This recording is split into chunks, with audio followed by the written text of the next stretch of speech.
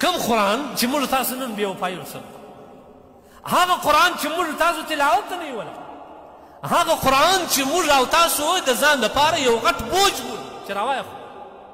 تاسو وګورئ پر یو آیات باندې الله څومره اجرونه ورکوي لیکن موږ ستاسو نیکۍ همیشه رسایت وکړو دا وجه ده چې نن موږ او تاسو د خپل قرآن سره مینه نه کوو حالانکې دا کوم قرآن دی وما كان هذا القرآن دا خو هغه قرآن نه دی چې د ځانه جوړ شوی دی دا خو هغه قرآن دی چې هغه د مخکې کتابو د تورات او د انجیل او د زبور تصدیق کوي نن کافران هم زموږ په جفا باندې پوه شو زموږ په بې وفایي د خپل دین او د قرآن سره او د خپل نبي سره کافران هم په موږ باندې پوه دي هغه کافران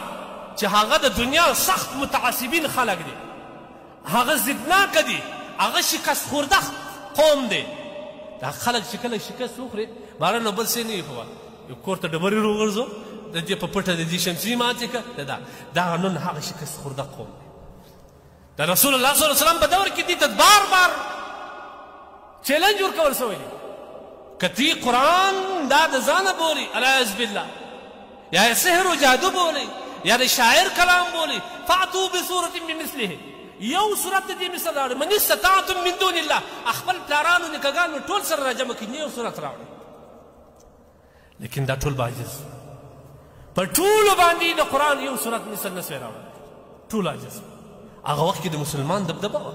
حضرت عمر رضی الله عنه دبدبه وه یو کافر دومره جرات نه سوی کولی چې مسلمان ته په چپه سبه سترګه کتلی وای نن مسلمان دغه حال ته راورسېدی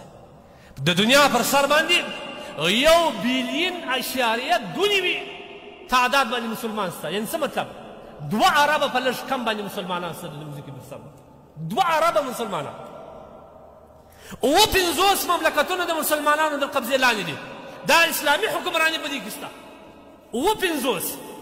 په دې کې هر قسم قوت د دې سره شته ایټم بم هم ورسره شته هغه بریدونکي وسلې هم الله دې ته ورکړي دي چې تیل دي معدنیات دي رقم ذخایر دي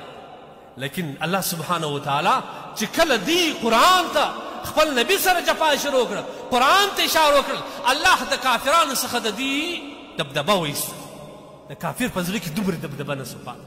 ځکه کافر راولاړېږي هر کال زموږ ازموینه کوي کله قرآن ته اور واچي کله نبي علیه الصلatu وسلام کارتون جوړ کړي کله د قرآن بېعزتي وکړي عام د دې چې په 2000 کې تاسو نه ولیدل چې قرآن یې پاڼې کې کښې شوي بیا هلته لسې زنانې شراب خورې پراتې دي کړلې او هغه پر دې قرآن شریف پر ورکو باندې ډانس کوي کم یو نر مؤمن پیدا شو یو څوک غالبزې وخوړي په دې باندې د یو چا په زړه کې د ستنې برابر درد پیدا شو خو دا زموږ ایمان دی د قرآن سره دا زموږ مینه د قرآن سره دا زموږ جفا د خپل قرآن سره ده دغه زموږ وفا د خپل نبي سره خپله وګورئ